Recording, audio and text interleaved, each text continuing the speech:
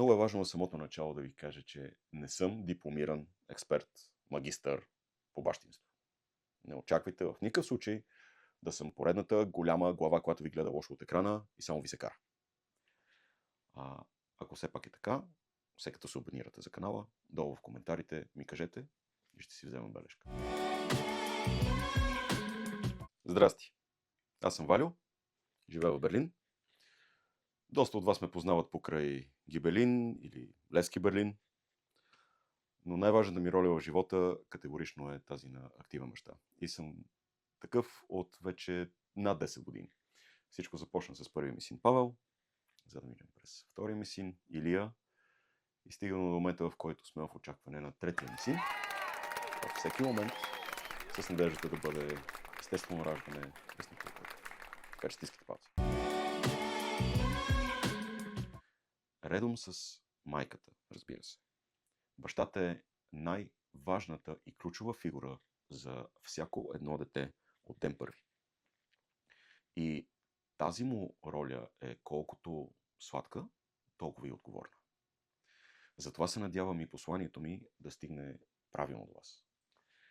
Бих искал да коментирам активно с вас, че татковците не са просто едни помощници, а са абсолютно равноправни играчи в тандема, и защо не използвам думи като екип, отбор, тим и всякакви подобни. Надявам се ще разберете по-нататък в епизодите. Боря се за естествените практики в родителството.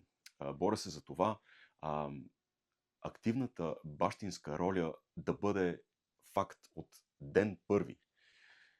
И ето, че пак използвам словосъчетанието ден първи. Какво точно имам предвид? Имам предвид деня, в който се погледнете с по-добрата половинка и си кажете, хайде да си направим бебе.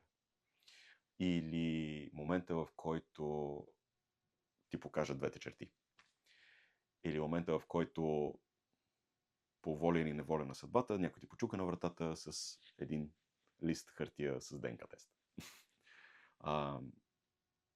Това е първия ден. Това е изходната позиция. Ден първи е ясното осъзнаване, че ще ставаш баща. А не първото проплакване или първата сменена пелена, или както доста често се случва, махмурлука след запоя с приятели, докато майката е в родилното. Много ми се иска да разбия митове от сорта на това са женски работи. Мъжете не кърмят. Реплики от сорта на гушни го само за една бърза снимчица.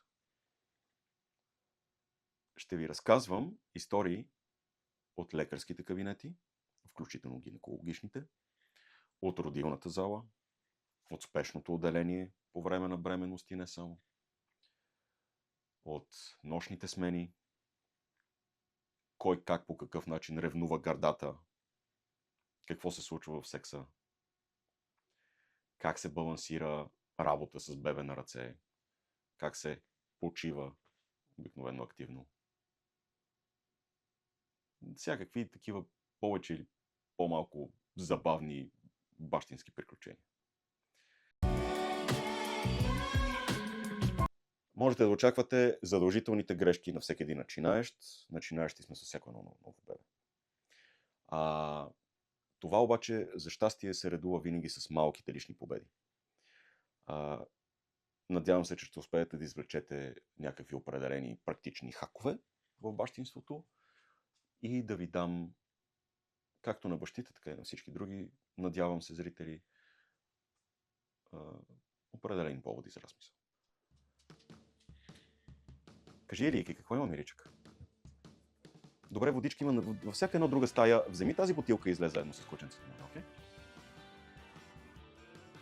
Затвори вратата след себе си. И аз те обичам.